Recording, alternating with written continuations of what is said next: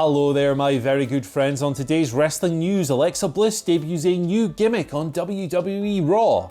Gillberg returns on Monday Night Raw last night as well. Randy Orton's burned to a crisp, and he's got a mask and it's just speaking nonsense. That's my second story. And I'll tell you who is behind the fake Drew McIntyre on Raw. I'm Alan Wilborn. And I'm really glad I woke up at 4 a.m. to watch Raw last night. And this is the news. So yes, all of our stories today come from last night's episode of Raw, and it wasn't one for the ages. The only good thing about it was Ricochet and AJ Styles, let's just say it. That was great, especially Omos at the beginning, just dropping Ricochet when the referee said, let go. Okay, splat. Good stuff. Continue to love everything that Big Jord is doing. Let's talk about Alexa Bliss, right? She debuted a sort of new gimmick type thing on last night's Raw. There was a weird segment with her and Asuka where she was like talking to her invisible friend on a swing, and then they had it's just weird stuff. And then we got to the main event. It was Asuka versus Alexa Bliss. This was interesting. So Alexa starts off and she's doing this skipping around, the smiling, you know what you expect from her current character with the undercurrent of darkness beneath everything. But then Fiend stuff started happening. We got the noises, we got the Thunderdome screen switching off, and when we came back, Alexa Bliss had some spooky black lipstick and makeup and a black t-shirt where there was a pink one before. So, you know, the Fiend can teleport and stuff. Alexa Bliss can apparently teleport in a new t-shirt in the middle of a match. It's a cool skill to have. I wish I had that skill. Particularly when you go out without a jacket and it starts raining. That would be very useful. Ooh, What's your secret, Alexa Bliss? Transformation is what the announcers put it over as. She was like stone-faced, she was very serious, she appeared to have been taken to another realm psychologically. She did the thing Bray Wyatt does where the spider, I guess, where he like doubles over backwards to avoid the opponent. Asuka was spooked. She was selling proper fear, not dissimilar to what Hikaru Shida was doing with Abaddon on AEW Dynamite recently. Proper spooked out by this new Alexa Bliss, who in the end won by a sister Abigail. She then got up, the camera focused on her face. She was just kind of like being all spooky and serious and stuff. Then we got some more Fiend stuff. I've used the word stuff a lot because it's the only way to describe this. Yeah. And Alexa was back to normal, black lipstick gone, another wardrobe transformation. It's a new layer to a gimmick that a lot of people have latched onto, to be fair. There's always a lot of discussion, positive and otherwise, about the Alexa character whenever she does anything on Raw. And I'm exhausted talking about this, so help me out, brother. The segment before the match is one of the worst things I've ever seen on Monday Night Raw. Wow. I absolutely hated it. The whole talking to an empty swing, you can't sit there bollocks. It's also the fact that it's not just another person interacting with this Alexa Bliss character. Like you say, some people are fans of this, and you know that's okay in the words of Simon Miller. But it doesn't gel with the Asuka character, who just dances about a bit and then gets scared later. I don't want this anymore. I really didn't enjoy this, I've got to say. And the weird transformation thing, it was different. It was obviously a reflection of what we've seen before, Andy, as you mentioned, with like the Bray Wyatt character and then the Fiend character. This is just sort of Alexa Bliss's version of that, but I'm not a fan. It was dreadful, in my opinion, as was the majority of Monday Night Raw. I hated last night's show with an absolute passion. Not enough to go on to a mad rant. I just rolled my eyes and thought, oh, God, it's dreadful, this, isn't it? Yeah. I mean, I'm genuinely glad that like they've got this Alexa Bliss character and it's connecting with a lot of people, particularly online, who are really into it and really love it and stuff. And I think that's great because, you know, this is a very divisive era of WWE programming. But I really wish they'd have been able to do this without making Asuka look like a trembling, just little scaredy person. It's not a good look. You know, Seth Rollins did it with The Fiend the other year. That wasn't good. We mentioned Hikaru Shida. She's been doing a similar thing with Abaddon. It's never a good look when you have this kind of babyface figurehead reduced to a pure scaredy cat in roles like this. I'm not saying Asuka should have no-sold the character, just maybe choose someone else is all. And also, well, I don't want to see these two go head to head at WrestleMania. I've got to be honest. But yeah, me neither. We may be heading in that direction. Let's speak about a return that we saw on last night's show. Goldberg was advertised, but he wasn't there on the dirt sheet. Instead, Gillberg returned to Monday Night Raw, a surprise appearance, as I said, on the dirt sheet in the place of Goldberg. Allegedly interviewed by Miz and Morrison. They did their crap comedy as always. This is actually Dwayne Gill's first appearance in WWE since back in February 2017 when Kevin Owens beat him up basically ahead of Fastlane, where he lost the title in like 9 seconds or whatever it was. Yeah. Obviously, the first time we've seen Dwayne Gill in like I said, nearly 4 years, but also the first time we've seen him since he had his heart attack in November. So in a way, as much as I sort of went, oh bloody hell, yeah, Gillberg, okay, I was surprised if Goldberg was going to come out for the dirt sheet of all things. But nice to see him in there.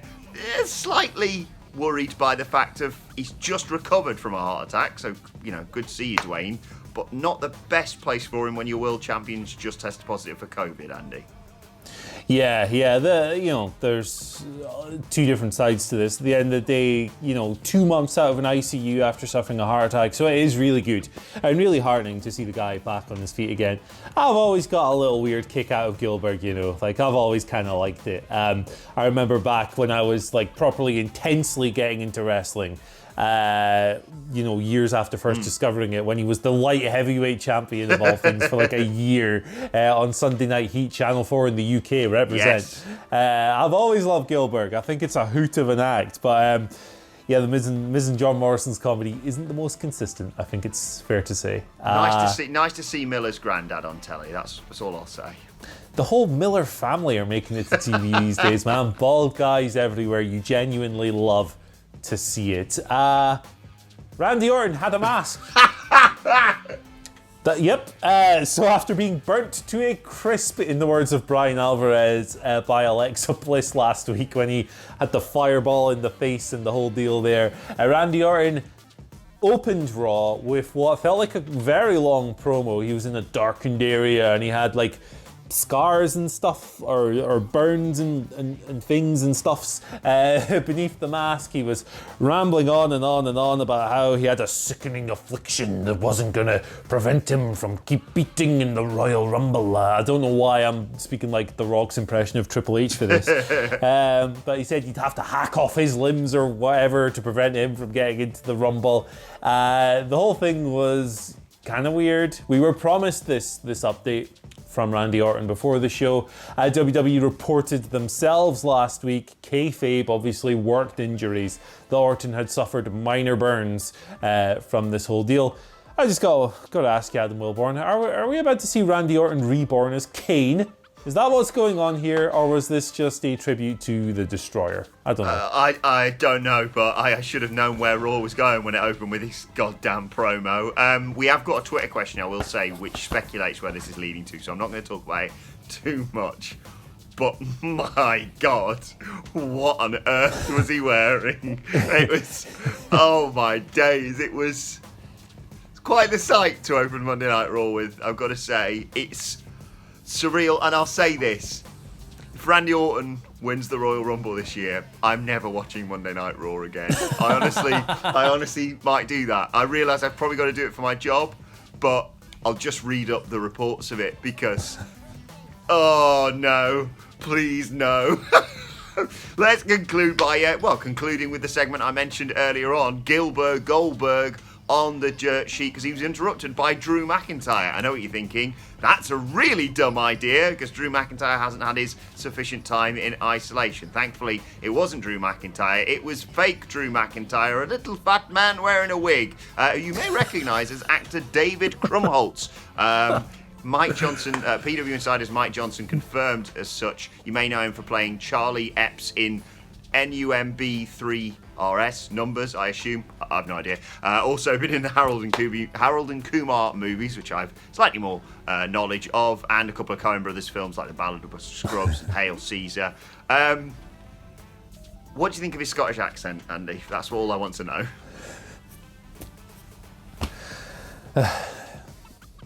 That's what I think of his Would Scottish you have accent. rather it had been me? Be honest. Would I have Yes. nailed the Scottish accent more? 100%. Also, I'd have been happy about one of my friends getting a payday as well. I don't want to talk about this. Okay. Just shoot. Like I Go on. said, Monday Night Raw was absolutely dreadful.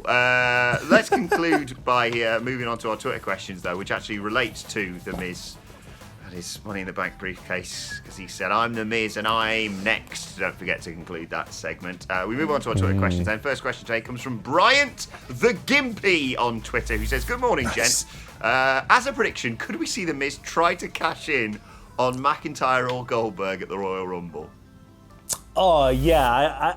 I think we're going to see the angle to me at the moment, the storyline to me at the moment feels like they are setting The Miz up to eat a massive block of frozen piss. I think he's going to get his ass kicked. I think he's going to look like a dumbass. I'm next or whatever, that kind of forecasts it. I think he's going to interfere with his briefcase in Drew versus Goldberg, which was a bell and whistle. And you know that Goldberg's matches need bells and whistles. I think he's going to interfere, and I think Goldberg and Drew are going to kick his ass, and he's going to fail again. And he's going to look like a dumbass, and then probably get the briefcase back again, because nothing matters. I thought it was a really, as best as they can way to get the briefcase off him, what they did with the TLC. And then I didn't watch over Christmas, came back and went, wait, he's got the briefcase again. So yeah, get rid of it. Have him cash in after Drew McIntyre defeats Goldberg clean by jumping Drew McIntyre, and Goldberg decide, you know what, I'm not going to stand for this. Coming in, spearing, jackhammering John Morrison, he'd take it really well, let's be honest. In the end, The Miz loses, and then The Miz and Morrison face Goldberg at WrestleMania so he can have a fun 5-minute match where he murders both of them. It's that simple. I mean, don't make it harder than you have to. And yeah. God, yeah. Just get rid of this sodding briefcase. Money in the Bank has been cursed over the past year or so. Awful. Nick Kearney gives us our second question of the day, saying Samoa Joe is one of my favourite big guys in WWE history. With his run of bad luck with injuries, do you think there is much chance of WWE showing him the door at the end of his contract for being injury prone? Oh, Samoa Joe, tricky situation with him, given the problems he's had over the years, and maybe physically he isn't, his body doesn't hold up as well. I always hate calling people injury prone because I think it's unfair without, advanced knowledge of the medical situations. But he has had a lot of problems over the years. That's, not, you can't dispute that. It should be mentioned, however, that his current absence is due to a concussion, which was suffered while filming a commercial last February. So that's a bit different from some of the other things he suffered. But to get to your point, I think that Samoa Joe is too valuable a guy for them to let go, even if he can't wrestle, and he hasn't wrestled now since February last year. He's a great talker, he's a great character, he's very professional. You could probably use him given his vast experience as a trainer or an agent or a producer in other roles. Even if they don't retain him as a wrestler, I would be shocked if WWE let a guy with his tenure and experience and knowledge go. Yeah, I think WWE would be absolutely insane to let him go. Not just because he would be sensational for any company he went to, not just AEW, but wherever he decided to go, he would be the top guy, in my opinion. He is someone who, when he's not injured, you could literally, all fans would buy if he just went, you know what, I'm back and I'm going to challenge for the world title, because it's Samoa Bloody Joe. And like you say, if that isn't the case, if they don't want to use him as a wrestler, he's mint on commentary and he could do all the jobs that Andy mentioned there. So yeah, I'd say he's got a job for life in WWE if you're asking me.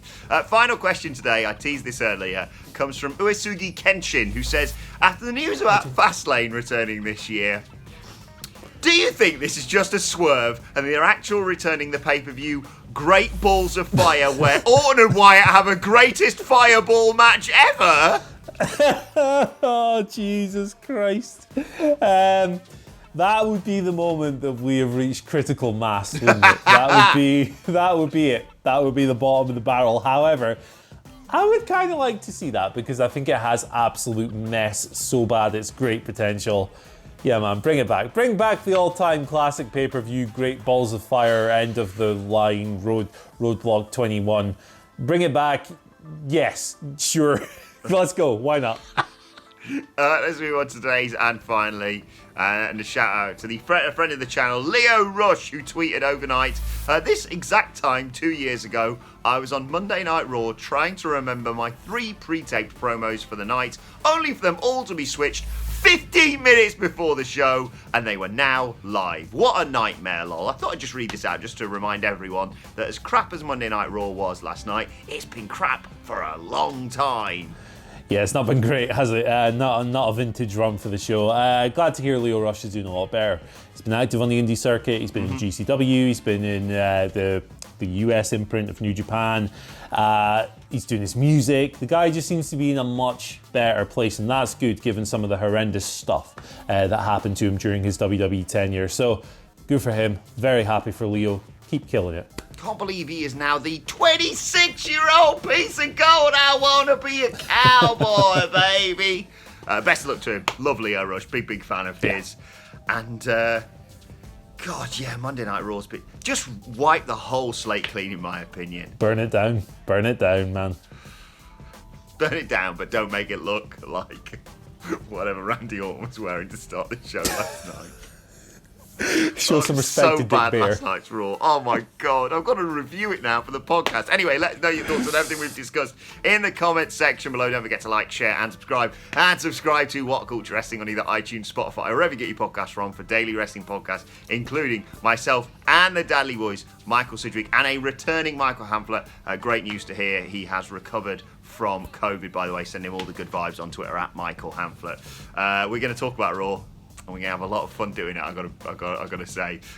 Anyway, you can let us know your thoughts and Twitter questions on Twitter at WhatCultureWWE. Watch there, follow both of us. You can follow Andy Murray at Andy H. Murray. The H stands for, hey, good luck, Michael Sidgwick, reviewing Raw. Oh my God. Ooh, he's going to have a rough time. Yeah. Follow me on Twitter at Adam Wilborn. Follow us all at WhatCultureWWE. But for now, my thanks to Andy Murray. Thank you for joining us, and we will see you soon. It was so bad. It was so bad, Andy. Bad, not good.